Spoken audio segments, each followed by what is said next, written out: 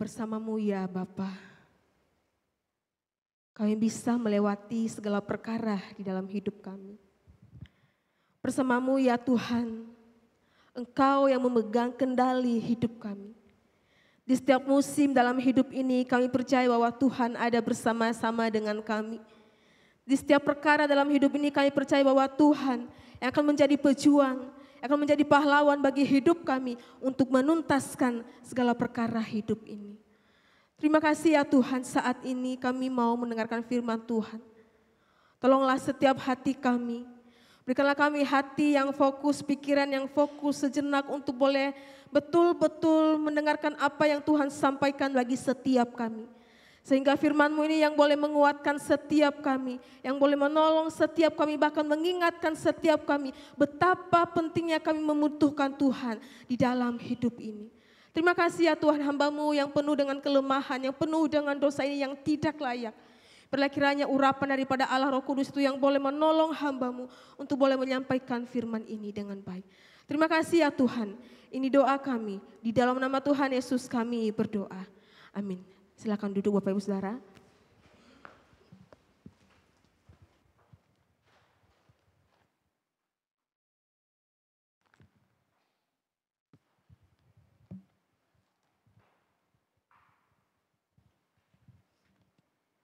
Shalom, selamat pagi Bapak Ibu Saudara.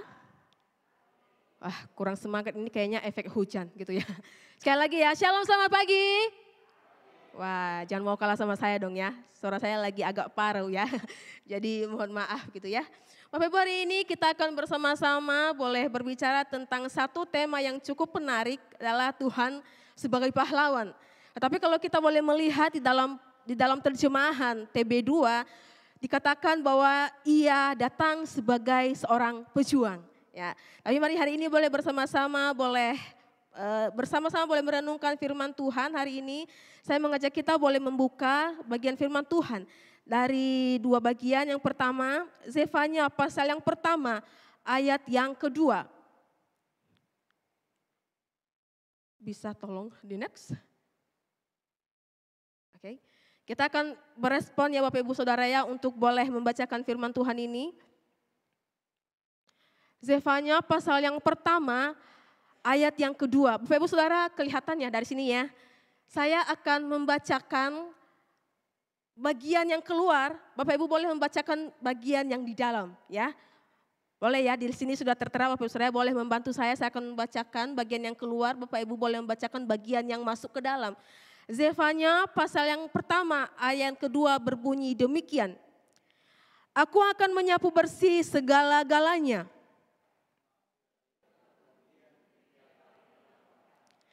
Aku akan menyapu manusia dan hewan.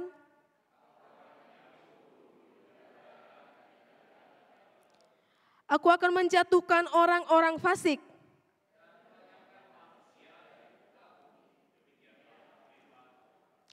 Kita akan melanjutkannya dalam pasal yang ketiga ayat 14 sampai yang ke-20. Sama seperti tadi saya akan bacakan bagian luar. Bersorak-soraklah hai putri Sion. Bersukacitalah dan bersukarialah dengan segenap hati. Tuhan telah menyingkirkan hukumanmu.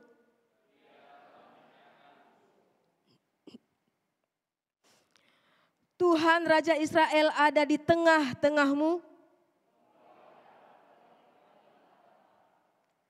Pada hari itu akan dikatakan kepada Yerusalem,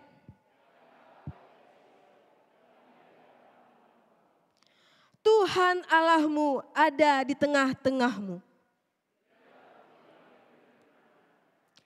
Ia bergembira atasmu dengan penuh sukacita. Ia bersorak-sorak karena engkau dengan sorak-sorai.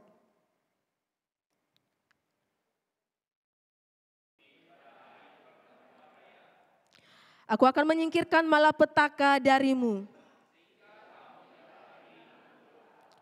Sesungguhnya pada waktu itu,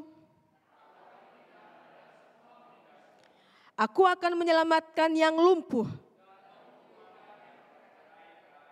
Aku akan membuat mereka yang dipermalukan.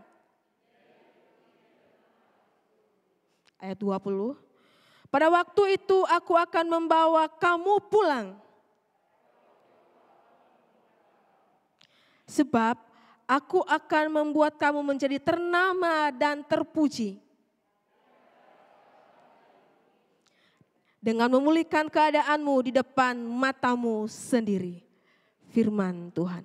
Bapak Ibu yang dikasihi Tuhan, sebelum saya melanjutkan bagian daripada firman ini, saya sedikit mengajak kita melihat sebuah cuplikan video. Boleh minta tolong multimedia memutarkannya.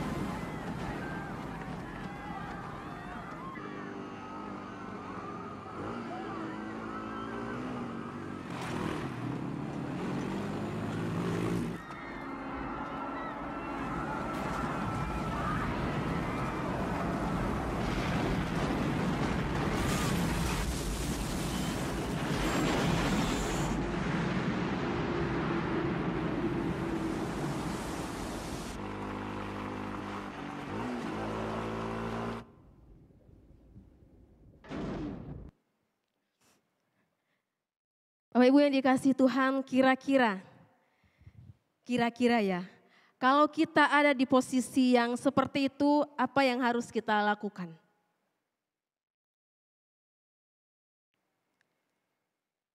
Kira-kira misalnya terjadi hal yang demikian, apa yang perlu kita persiapkan? Bawa semua, tadi ada beberapa yang bawa tempat koper-koper gitu ya. Apa yang harus kita lakukan ketika hal itu tiba-tiba terjadi? Mungkin sebentar. Apa yang Bapak Ibu lakukan? Wah, di sini nggak ada nih yang sedih saya. Apa ya saudara? Nggak ada yang benar, nggak ada salah. Mempersiapkan diri, mencari jalan keluar, naik ke gunung. Di sini ada gunung nggak ya? Naik ke gunung, naik ke lantai atas. Saya dikasih Tuhan, kondisi ini kira-kira kalau terjadi hari ini aja, sebentar pun semua kita pasti akan kaget. Dan semua kita akan bingung akan melakukan apa. Tentunya kita akan pasti melakukan atau mencari tempat perlindungan yang cukup untuk kita bisa berlindung dari berbahaya yang seperti itu. Kita akan mencari tempat yang cukup aman untuk bisa tidak terkena bahaya yang seperti itu. Saudara dikasihi Tuhan, video yang tadi barusan kita lihat hanyalah sebagai contoh. Ya, hanyalah sebagai contoh atau sebuah gambaran kecil kira-kira ketika Tuhan datang itu seperti apa. Kita nggak tahu ya, kira-kira Tuhan itu kapan akan datangnya. Ya kira-kira seperti itu, hanya sebuah gambaran, hanya sebuah contoh ketika Tuhan datang kepada kita. Ia datang dengan murkanya yang sangat mengerikan. Ia datang dengan kemarahannya yang sungguh hebat. Apakah kira-kira contoh yang seperti ini yang akan terjadi ketika Tuhan akan datang menghancurkan segala yang ada di bumi ini? Saudara dikasihi Tuhan, mungkin Ini adalah sebagai contoh yang ada. Ia datang menghancurkan dengan menyapu bersih kehidupan manusia, hewan-hewan yang ada di muka bumi ini. Saudara dikasih Tuhan, dalam kondisi yang demikian pastinya kita akan melarikan diri. Kita akan menyelamatkan diri, tapi satu hal yang kita perlu ketahui bahwa sekuat apapun kita mencari tempat perlindungan, sekuat apapun kita mencari tempat persembunyian, sekuat apapun kita mencari tempat aman, ketika Tuhan datang, sekali-kali kita tidak akan bisa bersembunyi. Firman Tuhan tadi di bagian yang pertama dikatakan bahwa aku akan menghanguskan manusia. Aku akan menghanguskan segala yang ada di muka bumi ini. Termasuk kita manusia. Saudara dikasih Tuhan, kita tidak bisa mengelak. Kita tidak bisa menghindari segala macam persoalan yang terjadi di dalam kehidupan kita. Tentunya hidup adalah sebuah perjuangan. Berjuang bukan sedang hanya untuk berusaha, melainkan berusaha dengan sekuat tenaga dan dengan sepenuh hati. Kita berjuang untuk bisa sehat dan sembuh. Kita berjuang untuk bisa mengembangkan diri. Kita berjuang untuk bisa diri kita lebih baik lagi. Kita berjuang untuk kebenaran dan masih berbagai macam hal-hal yang ingin kita lakukan. Saudara yang dikasih Tuhan, di dalam momen-momen mengakhiri tahun 2024. Tentunya ada berbagai macam pergumulan yang terjadi di dalam kehidupan kita, bukan? Ada berbagai macam persoalan, sakit, penyakit yang terjadi dalam kehidupan kita yang mungkin bagi kita manusia tidak ada jawabannya. Sepanjang tahun 2024 apa yang sudah kita lakukan? Apa yang harus kita persiapkan untuk bisa menyambut tahun yang akan datang? Selain dikasih Tuhan, di tengah ketakutan kita sebagai manusia, di dalam menjalani kehidupan kita di tengah-tengah tahun ini, di dalam mengakhiri ini, Tuhan jugalah yang hadir di tengah-tengah kita untuk bisa melewati berbagai persoalan kehidupan kita. Tuhan yang sama, yang akan menolong kita dalam setiap musim kehidupan kita, dalam setiap kondisi kehidupan kita, dalam setiap berbagai tantangan yang dalam kehidupan kita. Dia yang akan berjuang dan menjadi pahlawan bagi kita untuk bisa menyelesaikan segala permasalahan kehidupan kita. Selain dikasih Tuhan, demikianlah juga yang dilakukan oleh bangsa Israel. Bangsa Israel tidak terlepas dari berbagai masalah kehidupan mereka. Mereka terus berjuang untuk harus melakukan segala sesuatu karena mereka adalah umat pilihan Allah. Tetapi di tengah-tengah itu sekalipun mereka sudah berjuang semaksimal mungkin, tetapi di tengah-tengah kondisi yang demikian mereka tetap berbalik dalam kehidupan mereka yang berulang-ulang kali melawan Tuhan. Berulang-ulang kali jatuh di dalam dosa, berulang-ulang kali melakukan penyembahan berhala, berulang-ulang kali mereka memberikan persembahan kepada berhala-berhala mereka. Sering dikasih Tuhan sehingga ketika demikian terjadi dalam kehidupan mereka, Allah, penghukuman Allah atas bangsa Israel pun dinyatakan. Mereka harus menjadi bangsa yang terbuang. Mereka harus menjadi bangsa yang mengalami pembuangan. Selain dikasih Tuhan, kalau kita bisa melihat keseluruhan daripada kitab Zefanya ini, sebetulnya berbicara dengan beberapa bagian. Ada tentang penghukuman di dalam pasal yang pertama. Kemudian dilanjutkan ada seruan untuk pertobatan. Ketika hari Tuhan datang ada penghukuman. Di situ ada juga seruan pertobatan oleh bangsa Israel. Lalu dilanjutkan di dalam pasal yang ketiga yang sudah kita baca tadi. Di situ ada janji keselamatan yang dianugerahkan Tuhan bagi bangsa Israel. Sering dikasih Tuhan, tetapi kita melihat. Di dalam pasal 3 ayat yang ke-8 kita melihat di situ bahwa ditutup dengan satu pernyataan yang sangat menakutkan, yang sangat mengerikan bahwa murka Allah yang menyala-nyala.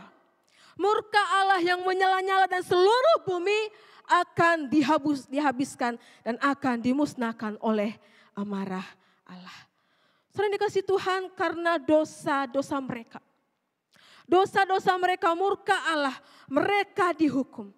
Namun saudara yang dikasihi Tuhan, kita melihat di dalam perikop selanjutnya, meskipun di tengah-tengah amarah Tuhan yang cukup hebat, meskipun di tengah-tengah kemarahan, penghukuman Allah terhadap umatnya dan bangsa-bangsa lain, di pasal yang kita baca tadi, sepertinya alur ceritanya berubah. Yang dari awalnya Tuhan menghukum, ada seruan pertobatan, dilanjutkan dengan ada karya keselamatan yang terjadi. Saya dikasih Tuhan, sepertinya alur ceritanya berubah. Allah berubah dari murka yang sangat murka menyala-nyala. Tetapi di dalam selanjutnya dikatakan Allah memberikan karya keselamatan bagi umatnya. Janji keselamatan Allah berikan, mereka akan diperdamaikan kembali dengan Allah. Hukuman Allah yang mengerikan itu akan disingkirkan dari mereka selama-lamanya. Saudara dikasih Tuhan, kengeringan, ketakutan dikalahkan. Umat Allah akan mengalami sukacita dan satu kemenangan. Saudara, mengapa demikian? Kenapa kok tiba-tiba sepertinya Allah berubah pikiran kepada bangsa Israel? Kenapa kok tiba-tiba sepertinya Allah berubah ketika ia marah? Lalu ia memberikan satu jawaban bagi mereka di pasal yang selanjutnya. Saudara, jawabannya adalah karena kasih Allah bagi umatnya. Karena kasih Allah bagi umatnya. Dalam hal ini Bapak Ibu Saudara dikasih Tuhan, belum? Tolong jangan di next dulu. Bapak Ibu yang dikasih Tuhan, dalam hal ini kita melihat di dalam ayat yang ke-17, dicatat di sana bahwa kamu akan dilindungi oleh Tuhan. Ia sebagai pejuang, ia sebagai pahlawan yang akan memberikan satu kemenangan bagi saya, bagi Bapak Ibu Saudara sekalian. Ia dengan gembira yang memperbaharui hidup kita dengan yang baru. Saya dikasih Tuhan di sepanjang tahun, di Desember, secara khusus Desember ini, kita menyambut kelahirannya. Ketika Kristus datang sebagai seorang pejuang bagi kehidupan kita. Itu menandakan ada satu kasih, ada satu sukacita yang harus kita lakukan. Ada kasih, ada sukacita. Tetapi di tengah-tengah itu muncul satu pertanyaan, kenapa kok Tuhan kasih satu kemenangan bagi setiap kita? Kenapa kok Tuhan kasih satu kemenangan bagi setiap kita? Di tengah-tengah sukacita, di tengah-tengah satu kasih yang Tuhan berikan bagi kita. Saudara, mari kita melihat di dalam 2 R hari ini. Yang pertama adalah, R yang pertama adalah tentang refining. Boleh di next? Boleh bantu saya next ya? Berbicara tentang pemurnian. Saya dikasih Tuhan, kasih Tuhan sang pejuang itu ingin memurnikan setiap kita. Di dalam ayat yang ke-9 sampai yang ke-13, pasal yang ketiga. Saya dikasih Tuhan, kasih Tuhan sang pejuang itu memurnikan hidup kita. Bapak Ibu yang dikasih Tuhan, di dalam ayat yang ke-17 yang sudah kita bacakan tadi, di situ diulang-ulang berapa kali bagaimana Tuhan boleh memurnikan umatnya yang sudah jatuh di dalam dosa. Secara khusus dalam ayat yang ke-9 sampai yang ke-10.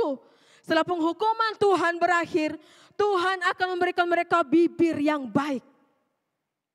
Tuhan akan memberikan mereka bibir yang bersih. Supaya apa? Supaya mereka bisa bersih untuk bisa memanggil nama Tuhan yang kudus. Supaya apa? Supaya mereka bisa menyembah, memuji Tuhan Allah yang kudus itu dengan baik. Supaya apa? Supaya mereka bisa memberikan hidup mereka sepenuhnya kepada Tuhan dengan baik. Sebenarnya kasih Tuhan, Alkitab mencatat bahwa orang-orang akan memuji Allah, akan membawa persembahan yang baik kepada Allah. Mereka akan kembali kepada Allah, mereka akan dipersatukan kembali. Umatnya yang sudah tercerai-berai untuk bisa dipersatukan dan menyembah kepada Allah. Mulut mereka tidak lagi mengucapkan hal-hal yang tidak baik. Mulut mereka lagi tidak melakukan penyembahan berhala kepada dewa-dewa mereka. Tetapi mulut mereka gunakan untuk memuji Sang Allah yang kudus. Mulut mereka, tangan mereka untuk Tuhan yang kudus. Tidak ada lagi penyembahan berhala di dalam kehidupan mereka. Bapak Ibu yang dikasih Tuhan, hal ini menunjukkan kepada kita bagaimana Allah sang pejuang, sang pahlawan itu memurnikan ibadah daripada umatnya. Bukan hanya memurnikan ibadah umatnya, tetapi memurnikan juga karakter umatnya. Allah memurnikan umatnya bukan hanya di dalam ibadah, tetapi juga memurnikan di dalam karakter umatnya. Boleh di next tolong. Bapak Ibu yang dikasih Tuhan, kalau kita perhatikan di dalam ayat 11 sampai yang ke-13 ketika penghukuman Tuhan berakhir. Sisa-sisa umat Tuhan yang akan kembali dari pembuangan di sana dicatat. Mereka kembali dengan tidak ada rasa malu. Tuhan memberitahukan kepada mereka bahwa orang-orang yang sombong, orang-orang yang sudah melakukan tindakan yang tidak benar kepada mereka, Tuhan singkirkan itu daripada mereka. Tuhan menyingkirkan orang-orang yang tinggi hati. Tuhan menyingkirkan orang-orang yang sombong. Mereka yang kembali dari pembuangan tadi kembali dengan satu sukacita. Mereka yang kembali daripada pembuangan itu, mereka kembali dengan tidak ada lagi rasa penyembahan berhala dalam kehidupan mereka. Mereka kembali dengan rendah hati kepada Tuhan. Mereka tidak lagi meninggikan hati di depan Tuhan, tetapi mereka merendahkan hati mereka kepada Tuhan untuk bisa mencari Tuhan. Bapak Ibu yang dikasih Tuhan, kasih Tuhan mendisiplin mereka. Sehingga ketika mereka kembali daripada pembuangan menuju Yerusalem, hidup mereka sudah diubahkan. Hidup mereka bukan hidup yang lama lagi, tetapi hidup mereka sudah diperbaharui, karakter mereka sudah diubahkan. Mereka kembali dengan hidup yang sudah dimurnikan oleh kasih daripada kasih Tuhan. Saudara, disinilah kita melihat bagaimana kasih Tuhan. Sang pejuang itu memurnikan umatnya baik di dalam ibadah maupun di dalam karakter umatnya yang sering jatuh di dalam dosa. Sering dikasih Tuhan, penghukuman Tuhan kepada umatnya oleh karena pemberontakan mereka bukanlah sesuatu penghukuman yang bukan tanpa tujuan. Penghukuman Tuhan kepada umatnya oleh karena pemberontakan mereka bukanlah penghukuman tanpa tujuan. Tetapi satu penghukuman yang penuh kasih. Satu penghukuman yang mendidik dan juga bisa mendisiplin mereka di dalam Tuhan. Jadi ketika Tuhan marah, ketika Tuhan memberikan satu penghukuman bagi mereka yang terbuang tadi, bukan berarti Tuhan tidak sayang kepada mereka. Tidak, tetapi tujuan Allah untuk bisa memberikan penghukuman adalah dengan penuh kasih. Untuk bisa mendidik karakter mereka. Untuk bisa mendisiplin mereka supaya apa? Supaya hidup mereka lebih baik dan lebih benar. Sering kasih Tuhan, ketika kita memikirkan hal ini, bukankah kehidupan kita sama juga dengan kehidupan bangsa Israel yang berulang-ulang kali melakukan penyembahan berhala kepada Tuhan. Hidup kita tidaklah jauh lebih baik daripada kehidupan mereka. Kita juga adalah orang-orang yang seharusnya dimurkai oleh Allah. Kita adalah orang-orang yang seharusnya dihukum di dalam nyala api yang menyala-nyala. Kita adalah orang yang seharusnya dibuang di dalam siksaan yang menyala-nyala itu. Tetapi di dalam kasih Allah, Efesus pasal yang kedua dikatakan di sana bahwa pada dasarnya kita adalah orang-orang yang dimurkai oleh Allah. Tetapi Alkitab mencatat, oleh karena kasih Allah yang menghidupkan kita kembali bersama-sama dengan Kristus supaya kita diselamatkan daripada hukuman Allah. Sendiri kasih Tuhan, Allah tidak hanya semena-mena untuk bisa menghukum kita, tidak. Tetapi Dia dengan kasih-Nya, yang mendidik kita dengan kasih-Nya, yang mendidik kita supaya hidup kita ini bisa lebih benar. Sehingga saudara, ketika di dalam Yesaya pasal yang ke-53 berbicara tentang, dikatakan hukuman kitalah yang ditanggungnya, penyakit kitalah yang ditanggung, yang seharusnya kepada kita bukan Dia. Tetapi oleh karena kasih-Nya, Ia melakukannya, Ia menyelesaikannya dengan tuntas, tanpa tersisa. Segala perkara manusia yaitu dosa, Tuhan selesaikan, Kristus selesaikan di atas kayu salib yang hina itu. Untuk apa? Supaya hidup kita ini bisa dibebaskan daripada dosa. Tidak ada lagi penghukuman. Tidak ada lagi penghukuman bagi kita manusia yang berdosa. Oleh karena Allah sudah melakukan, menyelesaikannya bagi setiap kita manusia. Sehingga ketika di dalam Ibrani pasal yang ke-9 dikatakan bahwa hanya di dalam Kristus kita dapat beribadah dengan benar. Karena apa? Karena kita sudah dimurnikan dan didisiplin oleh Allah. Saudara dikasihi Tuhan, inilah penghukuman Tuhan. Penghukuman Tuhan bukan penghukuman yang tanpa tujuan, tetapi penghukuman Tuhan untuk bisa mendidik kita, untuk bisa menjadi lebih baik. Saudara yang dikasihi Tuhan, izinkan saya boleh sedikit berbagi dengan saya secara pribadi gitu ya. Ketika papa saya mendidik kami itu, ya mendidik kami dengan kondisi yang, bukan kondisi ya, mendidik kami dengan cukup keras gitu ya. Cukup keras dan cukup tegas. Kenapa? Ketika saya sudah besar gitu ya, sudah kuliah, sudah selesai, saya tanyakan kepada papa saya. Kenapa kok papa itu mendidik kita semua anak-anaknya itu dengan begitu keras gitu ya. Dia mengatakan begini, dulu kami ini, papa-papamu ini semuanya, kami dididik oleh kakekmu itu dengan tegas gitu ya. Kakekmu itu dulu adalah salah seorang pejuang. Pejuang yang dulu Bapak Ibu tahu kondisi-kondisi yang Belanda gitu ya, salah satu seorang yang pejuang gitu ya. Jadi ketika kakekmu itu dididik di bagian-bagian mereka itu, maka didikan yang sudah didapatnya akan dilakukannya juga kepada kami. Maka itu yang akan kami turunkan kepada kalian semua. Dalam pikiran saya maksudnya apa, saudara ya? Saya tidak mengerti pada waktu itu apa maksud papa saya mendidik kami dengan kondisi yang keras gitu ya. Jadi kalau di Nias itu, kalau dipanggil ambil ini jangan bilang nanti, harus berangkat sekarang gitu ya. Ambil, angkat ya, gitu ya. Jadi jangan bilang tunggu, tidak. Jadi papa saya dengan kondisi yang begitu, itu saya bertanya-tanya maksud papa saya apa mendidik kami, secara khusus saya. Anak perempuan itu dididik dengan begitu keras Bapak Saudara, di Nias ya, ada contoh Eka gitu ya. Dididik dengan begitu keras. Saudara dikasihi Tuhan, ketika saya mengerti apa maksud daripada didikan yang keras itu. Kalau dulu papa saya tidak mendidik saya dengan begitu baik, saya nggak tahu hidup saya bisa nggak seperti ini sekarang. Kalau papa saya tidak mendidik kami dengan begitu tegas, dengan begitu disiplin, dengan begitu keras, saya nggak tahu saya bisa ada nggak sampai sekarang ini. Hidup saya bisa baik nggak dengan sekarang ini. Selain dikasih Tuhan, kenapa papa saya mendidik kita dengan begitu keras? Kenapa hal itu dia lakukan kepada kita anak-anaknya? Selain dikasih Tuhan, papa saya mendidik kami itu dengan keras dengan satu tujuan. Supaya hidup kami ke depan itu lebih baik. Supaya kehidupan kami kelak ketika kami sudah besar tidak lagi mengandalkan orang lain.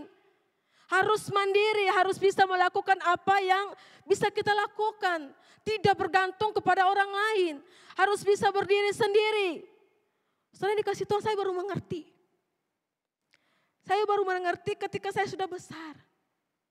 Ternyata papa saya punya tujuan. Ketika yang mendidik anak-anaknya dengan begitu keras, dengan begitu disiplin, ternyata ada tujuannya. Sudah dikasih Tuhan, saya bisa mengerti sampai saat ini. Bagian disiplin yang dilakukan oleh bapak saya itu adalah bagian daripada anugerah Tuhan. Melalui bapak saya yang sudah mendidik saya dengan begitu keras, dengan begitu disiplin. Bagian daripada anugerah Tuhan melalui papa saya mendidik saya sampai pada saat ini. Sering dikasih Tuhan, itulah kasih seorang papa. Yang mendidik, yang mendisiplin anaknya supaya masa depan anaknya itu lebih baik. Supaya masa depan anaknya itu lebih baik dan benar. Sering dikasih Tuhan kadangkala Bapa kita di sorga juga demikian. Kadangkala ia memberikan satu pukulan yang keras. Supaya apa? Supaya hidup kita anak-anaknya ini lebih benar. Supaya hidup kita anak-anaknya itu tidak berulang-ulang kali lagi jatuh dalam dosa yang sama. Kadangkala Tuhan memberikan satu ancaman yang keras bagi kita. Supaya hidup kita tidak lagi seperti hidup yang lama. Tetapi hidup kita seperti hidup yang baru. Yang sudah diubahkan oleh karena kasih daripada Kristus. Saudara kasih Tuhan, Allah benar-benar membuktikan dirinya sebagai pejuang bagi kita, yaitu umatnya. Bukti keberadaan umatnya, bukti keberadaan Allah dan perannya sebagai pejuang yang memberi kita kemenangan, yaitu dengan rela datang ke dalam dunia ini. Ia rela datang. Itu adalah bukti keberadaan Allah. Bukti dia sebagai seorang pejuang. Bukti dia sebagai seorang pahlawan yang memberi diri kepada kita manusia yang berdosa ini. Lalu yang kedua, saudara yang dikasih Tuhan, di tengah-tengah sukacita dan kasih Allah itu, mengapa Allah mendatangkan kemenangan bagi setiap kita. Yang kedua adalah kasih Tuhan itu memberikan satu, boleh di next, memberikan kita satu sukacita yang besar. Kasih Allah mendatangkan satu kasih sukacita yang daripada Allah. Selain dikasih Tuhan, kehadiran Kristus bagi kita di dunia ini bukanlah kedatangan yang biasa-biasa saja. Bukan hanya sebagai seorang tamu yang datang kepada kita di tiap-tiap rumah, tidak. Tetapi kehadiran Kristus melalui kedatangannya sebagai seorang pejuang yang penuh dengan tujuan yang jelas. Bukan tanpa tujuan. Ia datang sebagai seorang pejuang, sebagai seorang pahlawan dengan satu tujuan, yaitu memberikan kabar sukacita, kemenangan bagi setiap kita manusia yang berdosa. Bukan pejuang dalam arti sebagai seorang senjata yang membawa senjata, tidak. Melainkan yang melawan dosa.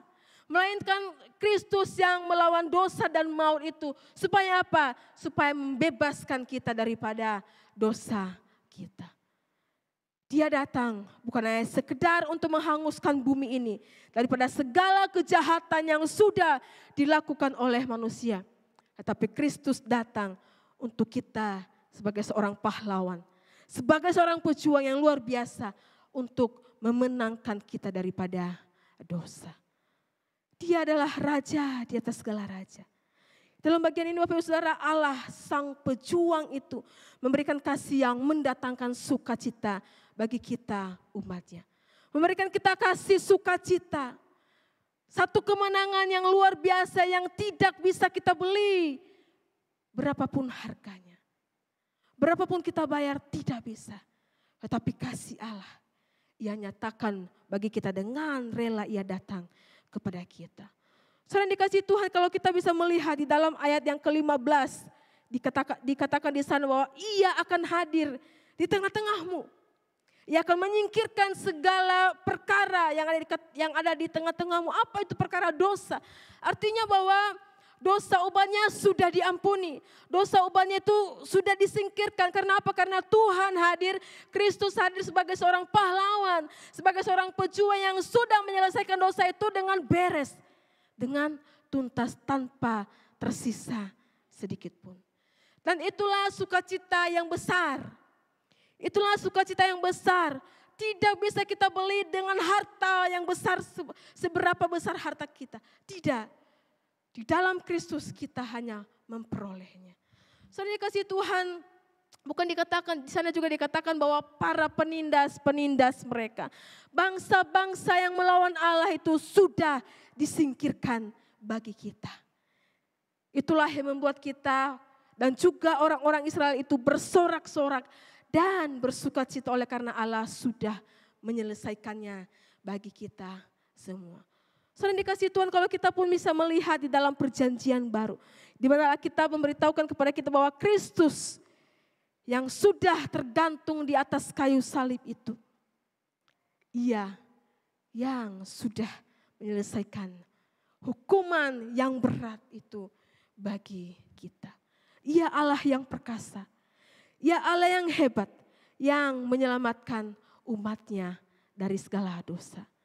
Saudara dikasihi Tuhan, dilanjutkan dalam ayat 15c dan juga dalam 17 itu dikatakan di sana bahwa Raja Israel itu ada di antara kamu.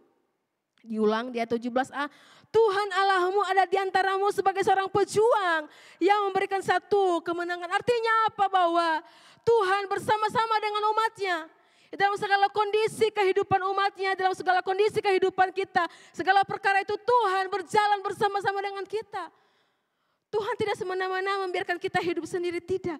Tetapi Ia bersama-sama dengan umatnya menjadi satu jaminan bagi kita bahwa Ia hadir bagi kita untuk bisa menolong kita dalam melakukan segala perkara hidup kita.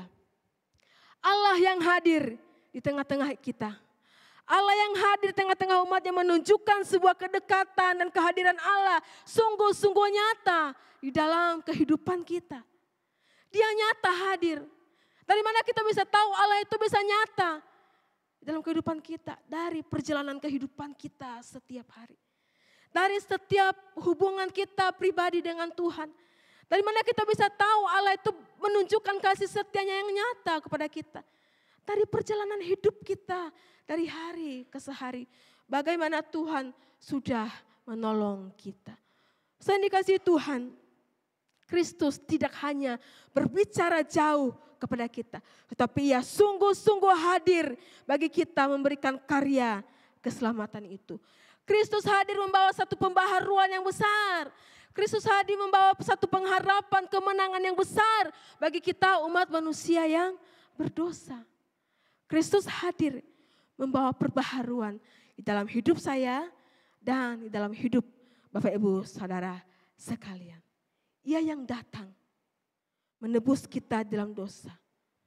Lalu apa yang menjadi respon kita sebagai manusia yang sudah diselamatkan? Apa yang menjadi respon kita atau apa yang menjadi membedakan kita sebagai orang yang diselamatkan dengan orang-orang yang di luar sana? Apa yang menjadi dampak bagi kita atau yang menjadi dampak di sekeliling kita, orang-orang yang ada di samping kita itu ketika kita sudah menerima karya keselamatan itu, Tuhan sudah berjuang bagi kita, apa yang menjadi dampak bagi kehidupan kita dan juga untuk yang ada di sekeliling kita. Saya dikasih Tuhan seharusnya juga kita sama seperti Kristus. Ketika kita sudah menerima karya keselamatan itu, ketika kita sudah menerima anugerah kasih setia Tuhan itu, seharusnya kita memberikan dampak yang baik bukan bagi sekeliling kita. Di dalam kita ada satu pembaharuan yang baik. Di dalam satu komunitas kita ada satu pembaharuan yang besar. Sering dikasih Tuhan ada dampak, ada refleksi yang orang lain lihat melalui kehidupan kita yang sudah dibenarkan dan sudah diselamatkan ini. Di mana kita hadir, di situ juga kita menunjukkan pembaharuan yang baik. Seperti yang dilakukan oleh Kristus bagi kita. Di mana kita hadir, di mana kita berada, cara pandang kita diubahkan. Di situ kita membawa satu dampak yang baik. Orang yang ada di sekeliling kita melihat, oh ini adalah anak Tuhan yang sudah diselamatkan. Saya dikasihi Tuhan, jika kita tahu dan jika kita sudah melakukan dan jika kita sudah merasakan kasih daripada Kristus itu, tentunya kita tahu bagaimana kita bisa memberikan hal yang terbaik itu. Tentunya kita bisa mengerti bagaimana bisa memberikan dampak yang baik bagi sekeliling kita. Saya dikasihi Tuhan, ketika Ia sudah menyelesaikannya bagi kita, tentu ada satu pembaharuan dalam diri kita. Dan tentunya itulah juga yang harus kita bawa menjadi dampak bagi orang lain. Saudara dikasihi Tuhan, hari ini kita diajarkan tentang kasih.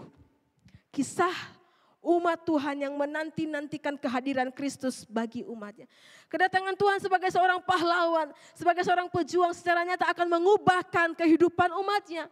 Mengisahkan satu sukacita umat Tuhan yang karya keselamatan yang sudah mereka lakukan. Dan yang menjadi pertanyaannya Bapak Ibu Saudara di tengah-tengah di minggu Advent ini. Di tengah-tengah kita merayakan kasih sukacita ini. Keberadaannya di tengah-tengah kita sungguh nyata. Lalu bagaimana kita bisa merasakan kasih Tuhan itu dengan nyata di dalam hidup kita. Bagaimana kita bisa merasakan Allah yang hadir itu di dalam setiap ibadah kita sebagai seorang pejuang itu yang memberikan satu kemenangan bagi kita. Bagaimana kita bisa merasakan di tengah-tengah pergumulan kita yang hebat Allah hadir sebagai seorang pejuang yang memberikan satu perubahan di dalam kehidupan kita. Saya dikasihi Tuhan, tentu di dalam mengalami berbagai macam persoalan dalam kehidupan ini, terkadang kita mengalami dinamika kehidupan yang berbagai macam terjadi. Terkadang kita manusia dibawa dalam kondisi yang lupa akan karya Allah yang besar itu. Terkadang kita manusia lupa akan bagaimana pekerjaan tangan Tuhan yang sudah lalu, yang sudah dikerjakan bagi kita manusia ini. Terkadang kita lupa menggunakan mulut, bibir kita, tangan kita, lutut kita untuk bisa berlutut kepada Tuhan. Lalu kita bertanya, di mana kehadiran Tuhan dalam hidup kita? Ketika pekerjaan kita, target kita tidak terpenuhi, apa yang seharusnya kita lakukan? Apa yang harus kita lakukan, saudara yang dikasihi Tuhan? Apakah sungguh-sungguh kita mengasihi atau sungguh-sungguh kita merasakan kehadiran Tuhan yang datang sebagai seorang pejuang? Ketika mungkin pekerjaan kita, omset kita mungkin menurun. Ketika pekerjaan kita mungkin tidak memenuhi target tahun ini. Ketika mungkin ekonomi yang tahun ini kok semakin menurun. Apakah sungguh-sungguh kita merasakan kehadiran Tuhan dalam kondisi yang demikian? Saudara kasih Tuhan, ketika semua hal itu terjadi, sesungguhnya kita harus bisa mempercayakan diri kita kepada Allah. Kepada Kristus yang datang sebagai pejuang itu bagi kehidupan kita. Sesungguhnya kita harus bisa menggunakan mulut kita, lutut kita, tangan kita untuk menaikkan pujian bagi Dia. Bukan mengandalkan kekuatan kita manusia yang berdosa, tidak. Tetapi sungguh-sungguh mengandalkan Dia yang sudah hadir. Karena Dia adalah sumber Allah penolong bagi kehidupan kita. Dia yang datang betul-betul sebagai seorang pejuang bagi kita. Yang akan menopang dan juga akan menguatkan pribadi kita. Bukan lagi kekuatan kita yang akan kita andalkan, tidak. Tetapi Kristus yang hadir itu sungguh-sungguh kita rasakan, sungguh-sungguh kita rasakan dengan nyata ketika kita sudah memiliki satu hubungan yang baik dengan Dia. Sehingga ketika kondisi perekonomian kita menurun, target kita tidak tercapai, mungkin omset kita yang menurun, disitulah seharusnya kita berlutut kepada Dia. Disitulah seharusnya kita mengandalkan Tuhan. Bukan kekuatan pribadi kita manusia yang berdosa. Saudara yang kasih Tuhan, biarlah kiranya melalui masa-masa Advent yang akan kita lewati ini. Masa-masa penantian Kristus yang akan datang bagi kita. Kita menantinya dengan satu penantian dengan penuh pengharapan dalam Kristus yang Ia akan datang sebagai pejuang bagi kita yang akan membereskan semua perkara kita manusia yang berdosa. Mari kita berdoa. Terima kasih ya Tuhan. Kalau Engkau sudah datang di dunia ini, sudah mengerjakan segala pekerjaan-Mu, sudah menyelesaikan segalanya bagi kami dengan tuntas tanpa kekurangan satu apapun. Terima kasih karena Tuhan sudah menyelesaikannya bagi kami melalui salib itu. Engkau digantung di atas kayu salib itu menyelesaikan bagi kami. Yang seharusnya kamilah yang menanggungnya. Tetapi karena kasih Kristus, Engkau melakukannya bagi kami. Terima kasih karena Engkau hadir bagi kami sebagai seorang pejuang yang melakukan segala perkara dalam hidup ini, menuntaskan segala dosa dalam hidup kami. Oh Bapa di surga, Kami menyerahkan hidup kami pribadi lepas pribadi. Dikala mungkin berbagai macam persoalan hidup kami, pergumulan, mungkin usaha kami yang semakin menurun, omset kami, target-target kami yang tidak terpenuhi tahun ini. Oh Tuhan, ajar kami untuk bisa menggunakan mulut, tangan, lutut kami itu boleh mengandalkan dan juga boleh memuji Tuhan. Dan kami meyakini Allah Sang Pejuang yang hadir itu, yang boleh memampukan setiap kami untuk boleh melewati tantangan hidup ini. Terima kasih ya Tuhan. Terima kasih. Ini doa kami. Di dalam nama Tuhan Yesus kami berdoa. Amin.